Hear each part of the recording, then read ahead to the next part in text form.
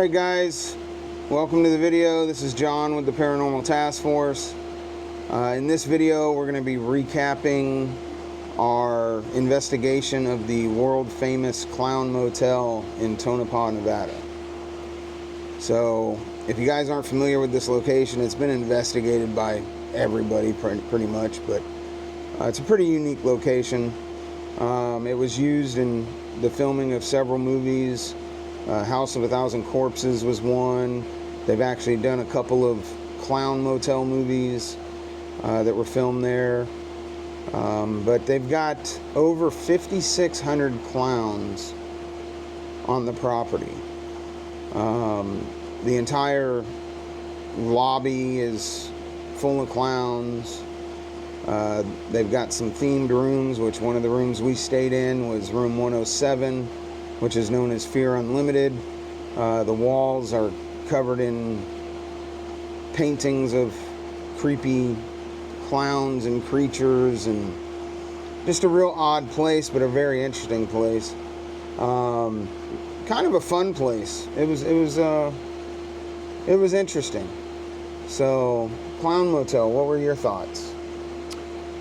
It was different. I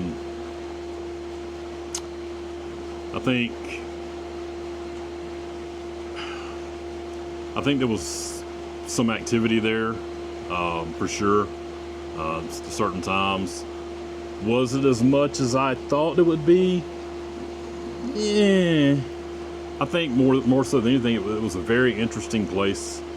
Like you said, it was different compared to other places we've done. That's for sure. It definitely. I mean, it isn't your typical place as far as like locations to investigate. Mm-hmm. Like it's kind of completely different, especially, I mean, you know, sanatoriums, prisons, you know, asylums, old hospitals.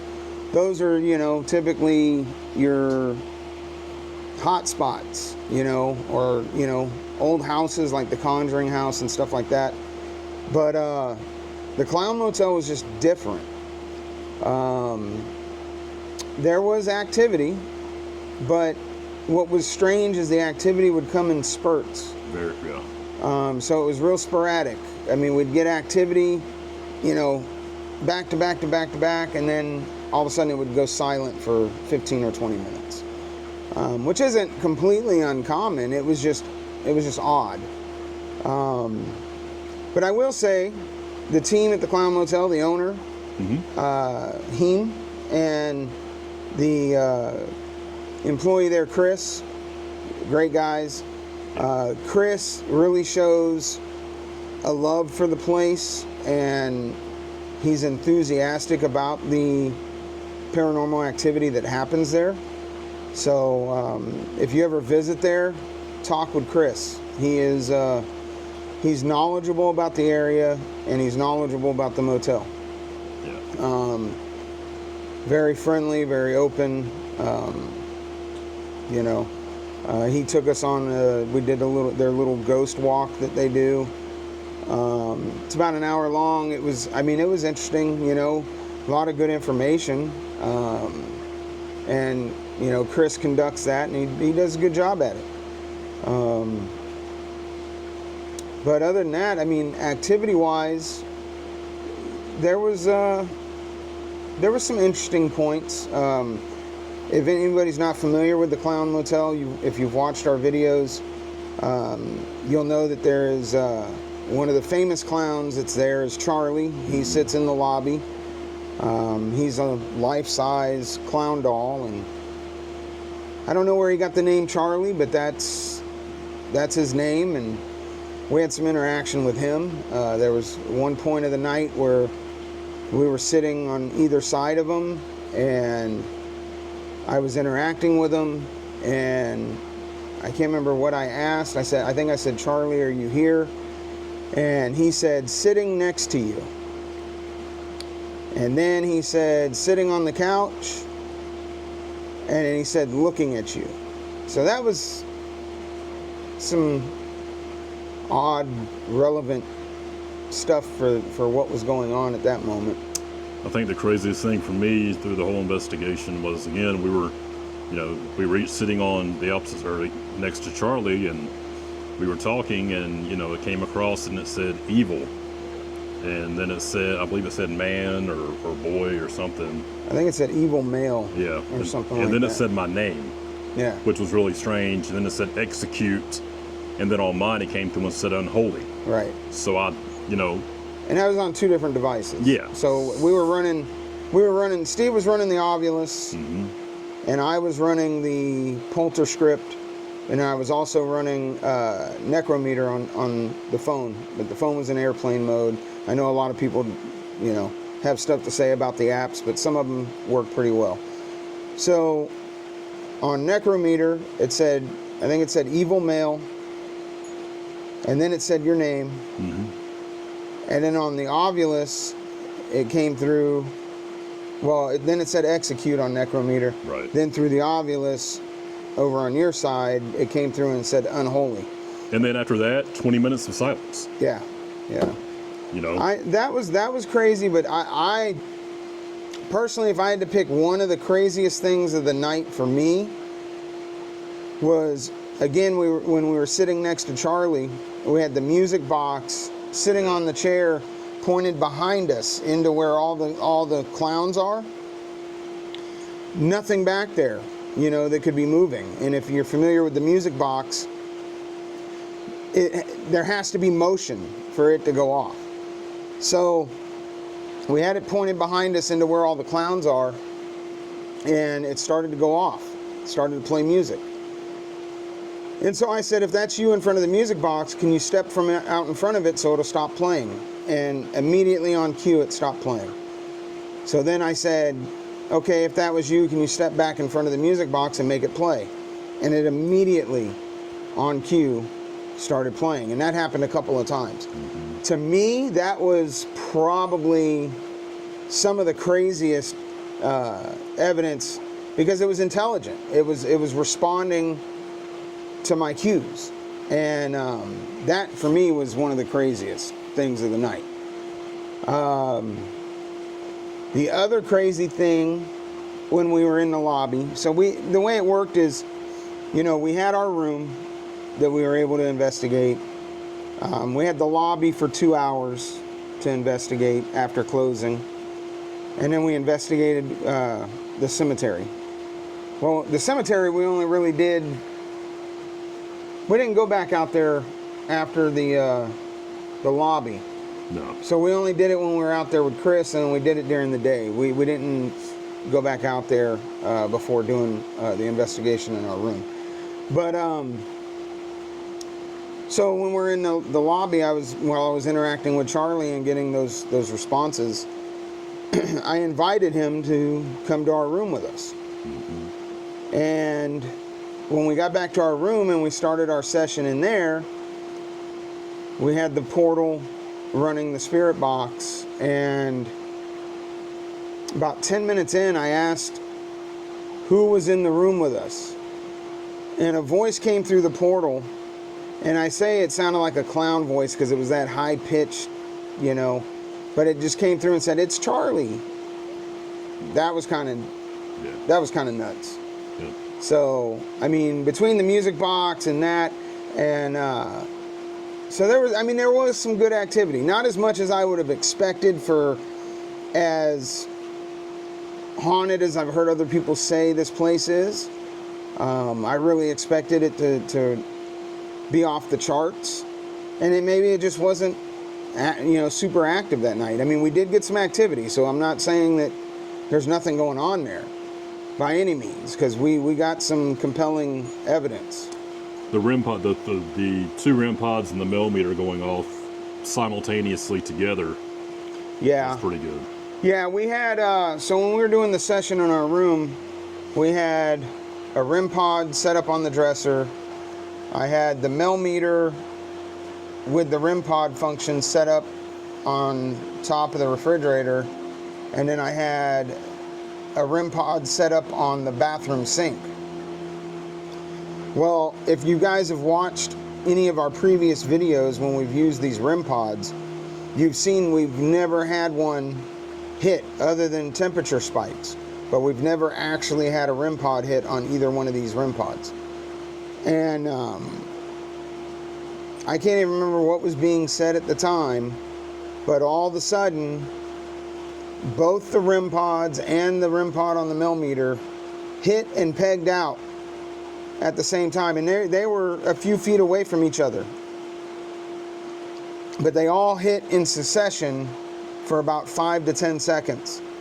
And that was crazy. And the crazy part was once it stopped, the millimeter was dead. No, that was earlier in the day. You sure? Yep. That was the first time that the millimeter hit. It killed it. And then I remember I changed the battery. Okay. Yeah, that happened earlier in the day. We didn't get the REM pods weren't set up, but we had the millimeter set up, and it hit and pegged out, and then the screen went blank, even though it was still lit up. There was nothing on the screen, and it was completely dead. And that had a fresh battery in it, and it had only been on 10 or 15 minutes at that point. And so I changed the battery, and then it was good the rest of the night. So that in itself was odd, because something killed that battery in the millimeter. But yeah, when it went dead was earlier in the day. But when all three of them hit, I mean, it was crazy because it was all at the same time. And that's what we're talking about when we say that we were getting activity in spurts. Like that happened, and then we never had another REM pod hit or millimeter hit the rest of the night. It was that one time they just all pegged out and went crazy, and then they were silent the rest of the night. But yeah, it was an interesting place. The room, you know, as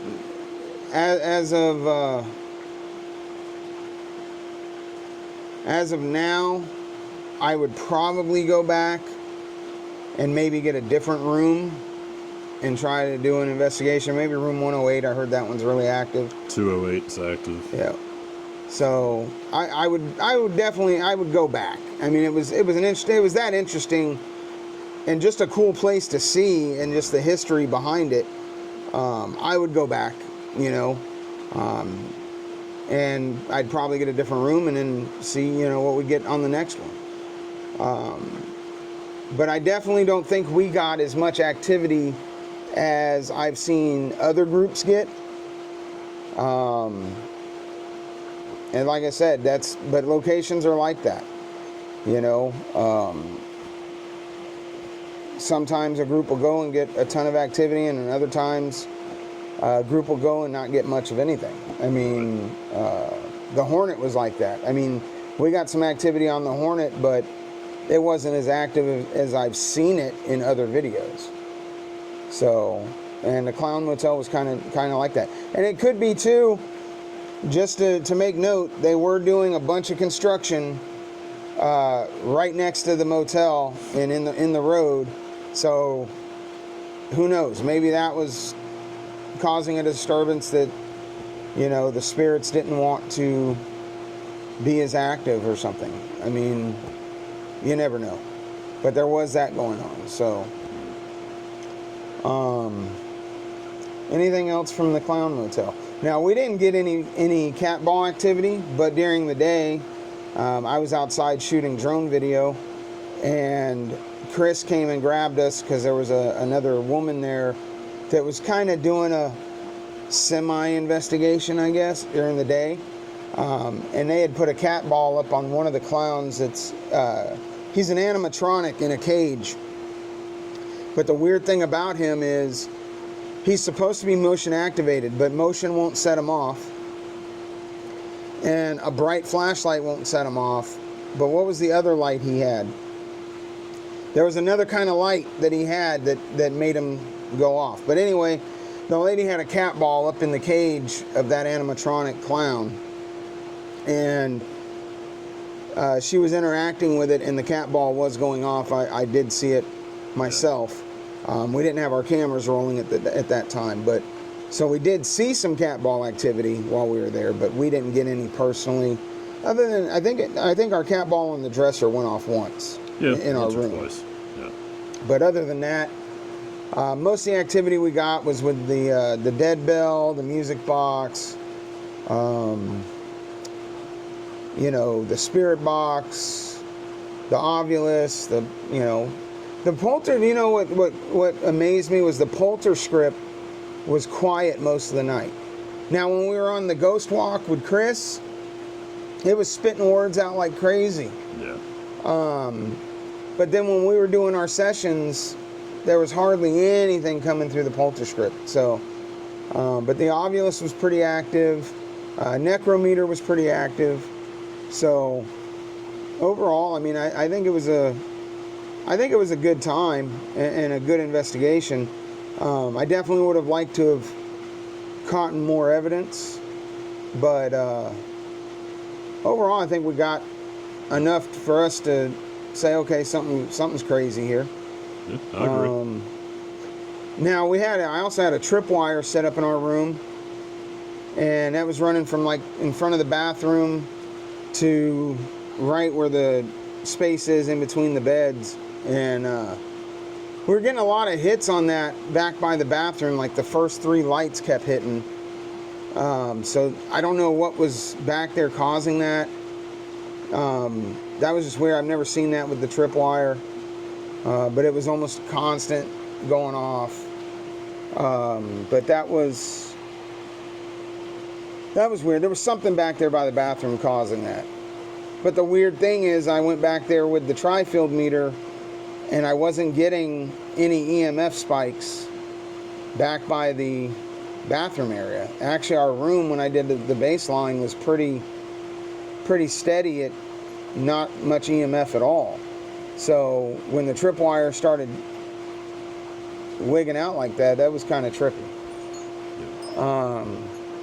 We did at one point during our session in our room, we did hear what sounded like footsteps in the room above us. That happened several times, but we know for a fact nobody was in the room above us because we were the only ones booked in a room in that building. So there's 2 buildings of the Clown Motel. They have their regular rooms, which are in one building next to the office, and then they have the second building is all themed rooms. And we were the only ones in that building. We were assured of that. We walked around, we noticed that we were the only ones in that building. Sorry about that. That was one of my dogs. But so yeah, so hearing footsteps above us was kind of weird. But yeah, other than that, I mean, I'd recommend people going to visit the Clown Motel. If nothing else, just to see it, because it's a unique place to see.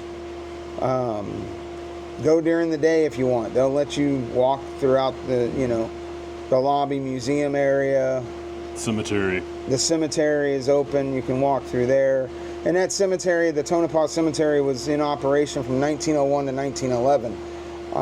And from my understanding, only miners and their families were allowed to be buried in that cemetery. And there's over 300 graves there. And most of them were residents of Tonopah that died from the plague. And then the rest are made up of miners that died in the Belmont mine fire in Tonopah. But the cemetery it's a unique cemetery to see. I mean, most of your headstones are made out of wood. I mean, that's how old this place was. A lot of the graves are sunken in because, the weather and the dirt has, settled. But cemetery was good. Clown Motel was interesting, for sure. It was. I mean, I would definitely, I'd go back. I mean, it was that interesting that it was intriguing to see this collection of clowns. And I will say, if you go visit the Clown Motel, Heem, who is, I believe, the owner or co-owner, he draws a lot of the clown artwork himself. So a lot of the clown artwork you see in the rooms and stuff, he did himself. And he's very talented. And he does canvas paintings that he sells in the lobby that, I mean, just amazing work. Yeah. You know, and they are for sale. So if you go there and you check out the lobby, look at those paintings that he makes, because they're very good. He had a really nice one that was impressive. He had a Michael Jackson one that blew me away. I mean, it looked just like Michael Jackson. Yeah, it was legit. So, but check that out. And again, go up there, talk to Chris. Chris is very good up there. He's knowledgeable. He has a passion for that motel, and it comes out just in the way he conducts himself. So, but stay in one of the themed rooms, because the themed rooms, I think, are the most interesting. I agree. Plus, I mean, you're sleeping with a bunch of clowns looking at you. So if you hate clowns, yeah. If you don't like clowns, please don't visit the Clown Motel. I don't need people commenting on this video saying that they went there and got petrified because they don't like clowns. Be aware that if you're gonna go there and you have a clown phobia, you may have a heart attack. I'm just saying, like, there's over 5,600 clowns. So, and the majority of those clowns were donated. Yes. So yeah, the collection actually started. So the motel, just a little history. The motel was built by the kids of a man that was a miner that was killed in the Belmont mine fire. Well, he was a clown collector. He had over 150 clowns in his collection. So when the kids opened this motel, they opened it in honor of their father. They brought his clown collection into the motel, and they named it the Clown Motel. It's since passed through several owners, but the owners, every time a new owner has taken it, they've kept the name and they've expanded on the clown collection. And now Heem, the current owner, he is a clown lover himself, and he's added his own collection of clowns. So now they are up over 5,600 clowns. So again, great place to visit unless you have a clown phobia. If you have a clown phobia, please don't go to the Clown Motel. And if you do, stay in one of the normal rooms and don't go in the lobby. Okay? So that's my little disclaimer. Right. But yeah, let us know in the comments of this video what you guys thought of the Clown Motel. Let us know if we caught some evidence maybe that we didn't see. Again, that's why, we bring the videos to you the way we do, because, we may not catch everything, but you may see something we didn't see. Put it in the comments. Let us know. Because again, we're bringing you the video the way it's shot. Not a lot of editing, other than camera angle switches. Other than that, we're not gonna highly edit the videos. So, but let us know what you guys thought about the Clown Motel. Again, make sure you like, subscribe to the channel, and leave comments on the videos, guys. Those likes, comments, and subscriptions are what drives the channel, and it's what's going to help our videos get out to other viewers, and it's going to help the channel succeed. And the more the channel succeeds, the more of these investigations we can bring to you guys. All right? Any last thoughts on the Clown Motel? I think we pretty much covered it. All right. So with that, guys, we're going to go ahead and get out of here, and we'll see you guys in the next investigation. Till next time.